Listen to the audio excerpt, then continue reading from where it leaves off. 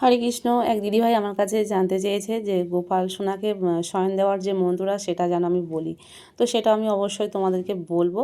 আর তার আগে বলি যে গোপাল সোনাকে শয়ন দেওয়ার আগে তার আগে কিছু নিয়ম আছে, সেগুলো তোমরা অবশ্যই সেটা করবে, বা বাড়িতে যদি রাধাকৃষ্ণ থাকে সেগুলোও করবে।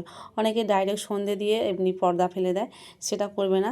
যেমন আমাদের রাত্রে একটা পর্যাপ্ত পরিমাণে আমরা খাবার খাই, তো সেই রকম ভগবানকেও একটা ভারী কিছু সেবা দিয়ে তারপরে কিন্তু তোমরা ভগবানের সাইডে জল রাখবে, বা ভগবানের যেসব চরণে ফুল নিবেদন করা তুলসীপত্র এগুলো অবশ্যই পরিষ্কার করে নেবে। আর যদি খুব গরম পড়ে তো ভগবানের একটু অগুরু জল বা গোলাপ জল দিয়ে একটু গাটাগুলো মুছিয়ে দেবে। আর তারপরে যেখানে শয়ন দেবে সেই বিছানাগুলো পরিষ্কার করে নরম, মানে বিছানাটা যেন নরম জাতীয় হয়, তো সেখানে ভগবানকে শয়ন দেবে। অবশ্য সাইডে একটা বালিশ থাকবে, কোল বালিশ যেটাকে বলে, পাশ বালিশ, সেটা দেবে। আর ভগবানকে চরণ একটু স্পর্শ করে টিপে দেবে।